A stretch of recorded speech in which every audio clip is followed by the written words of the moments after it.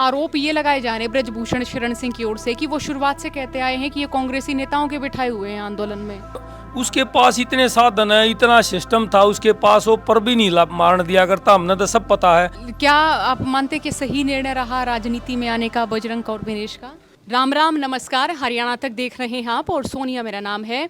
अब इस समय हम जुलाना विधानसभा क्षेत्र में मौजूद हैं, जहां से विनेश फोगाट अब की बार दावेदारी ठोक रही हैं।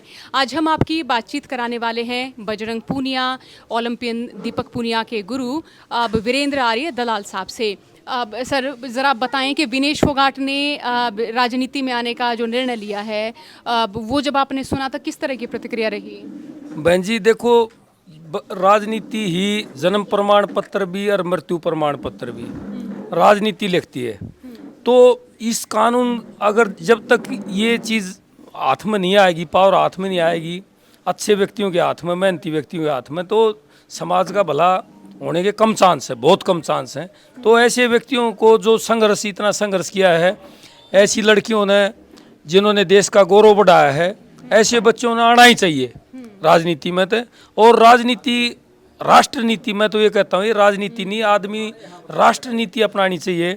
और राष्ट्र जिससे मजबूत हो वो ही राज माने होता प्रकाश, नीति माने मार्ग। अगर प्रकाश जो सारी लोगों को प्रकाश का रास्ता दिखाए। बजरंग पूनिया ने भी जैसे कांग्रेस ज्वाइन कर ली, विनेश फोगाट ने भी। अब आरोप ये लगाए जा रहे हैं ब्रजभूषण शरण सिंह की ओर से कि वो शुरुआत से कहते आए हैं कि ये कांग्रेसी नेताओं के बिठाए हुए हैं आंदोलन में। वो तो पता ना क्या क्या कहेगा, वो तो ऐसा व्यक्ति है, उसके बारे में क्या बताएं। ये जो बात ओपन है ये तो कुछ भी नहीं है, ये तो बहुत कम है। जो उसके वो तो उसके पास इतने साधन है, इतना सिस्टम था उसके पास, वो पर भी नहीं मारने दिया करता। हमने तो सब पता है। हमने तो 3-4 साल पहले ही पता था, 2014 में भी उसके खिलाफ आवाज़ उठी थी। आज मैं बताऊं, वो आपके लोगों के सामने बोल कैसे रहा है, मतलब उसको शर्म नहीं आती इतनी भी। कहा कि हो सका तो विनेश के सामने उनके विरोध के लिए प्रचार करूंगा।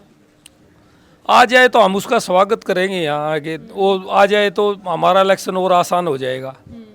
उसको पता चल जाए, देखे तो लोग उससे कम से कम वो कैसा व्यवहार है उसका, किस ढंग से रहता हो और कैसे बातचीत करता है। लोग जब नज़दीक जाएंगे तो पता चल जाएगा उसका।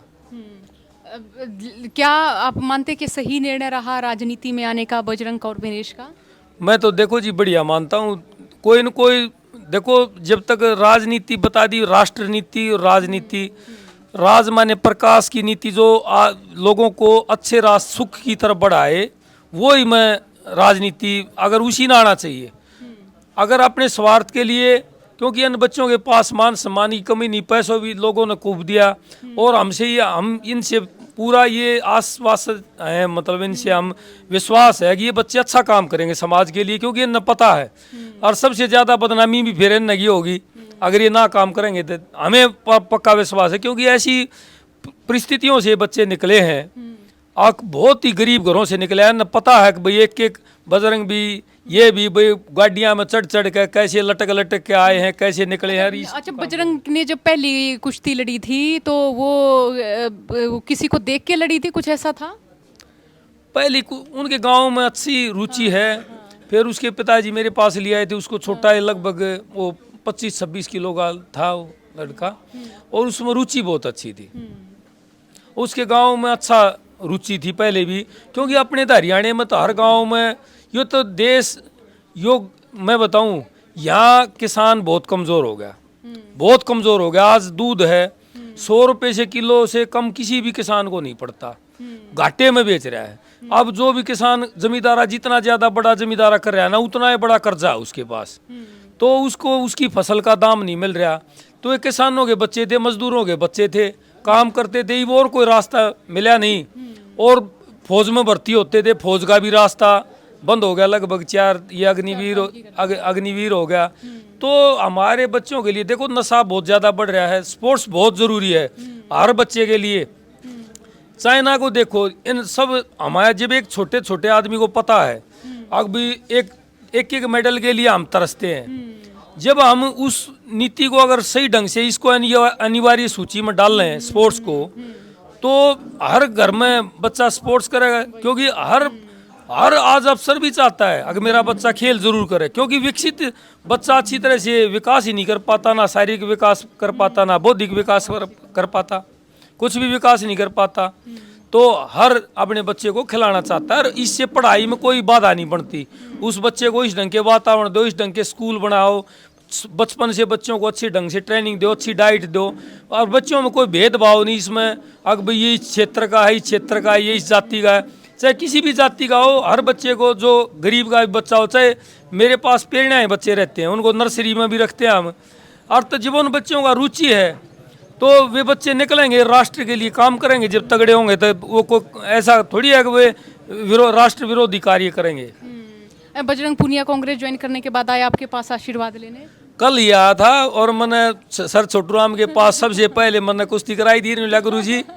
मैंने छोटू राम की किताब दे दी और छोटू राम के वे नीचे प्रतिमा के नीचे खड़ा हो गया, भाई देखो जो छोटू राम ने हमारे लोगों के लिए, किसान मजदूर कमेरा वर्ग के लिए जो कार्य किए हैं, बेटा वे काम करना, कभी भी किसी से रिश्वत वगैरह, और मेहनत करना, क्योंकि कुश्ती में राजनीति से कम मेहनत है। तो हमने पता है अब 6-6 घंटे कितना कैसे मेहनत करनी पड़ती है, कितना जी तोड़ मेहनत कर किसान ने।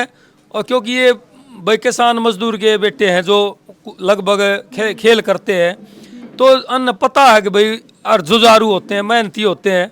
तो हम भाई इन बातों को समझ गए, हमें तो विश्वास है कि अच्छा काम करेंगे। अच्छा, एक बार आपके अखाड़े में राहुल गांधी भी आए थे? हाँ, राहुल गांधी भी आए थे। आपने क्या सरसों का साग खिलाया था या क्या? सरसों का खिलाया था। मैंने पता है भाई किसानों को कितनी प्रॉब्लम है। जब सरसों का साग खिलावांगे भाई, जो कोलाबाती खवा के देखा है, जब बाजार पाटेगी भाई कितना ठाडा है, और जब हमारे काम करेगा हैं। और तो हमने पता है भाई उसमें कितनी फिटनेस थी, और हमने कभी देखा नहीं था भाई इस आदमी में। पहले उसको पप्पू बताओ थे, अगर भाई राहुल गांधी तो पप्पू है। जब दोहरा जाके देखा, उससे बातचीत करी, उसने एक्सरसाइज करी, उसका व्यवहार देखा, उसने लोग मेरा हाथ तोड़ दिया होता लाके, मगर कदे ही बाढ़ कर दे टेढ़ा। और तो पूरा मजबूत है, ऐसी बात नहीं है, और बहुत ही सिंसियर, हर चीज को समझता है। चूल्हे पे रोटी बनाई थी उस समय? तो हाँ, चूल्हे पे कति बाजरे की रोटी माँ कहते, माँ घी वागी नहीं देनी भाई, बाजरे की रोटी खागा, नहीं बाजरे की रोटी खा।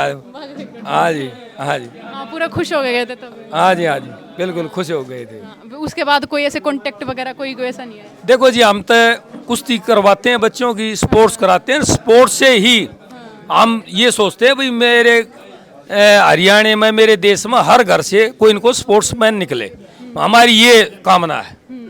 और आप जैसों को बधाई देते हो भाई, आपके जो चैनल पर सुनते हो उनको भी बधाई देते हैं कि आपका बहुत बढ़िया, आपको बहुत बहुत बधाई। आप ऐसी ऐसी बातों को उठाते हैं समय समय पर, जो हर जन तक पहुंचती है और उसका सार्थक परिणाम होता है। बहुत शुक्रिया आपका भी।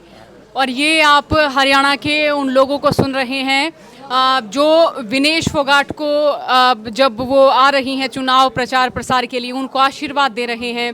एक बार यहाँ पे पूरी तस्वीरें देखिए, आपको यहाँ पे दिखेंगे कि हरियाणा को एक तरह से कहा जाता है कि वो राज्य जहाँ पर हम ये कहें कि महिलाएं घूंघट में रहती हैं, जहाँ पर महिलाओं के शोषण की बहुत सारी कहानियाँ आपने कई साल पहले सुनी होंगी।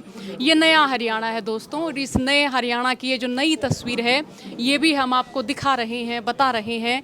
आप इस बातचीत को सुन रहे हैं। कैमरे के पीछे रणजीत और कैमरे के आगे मैं हूँ। बहुत बहुत शुक्रिया आप सभी का। राम राम।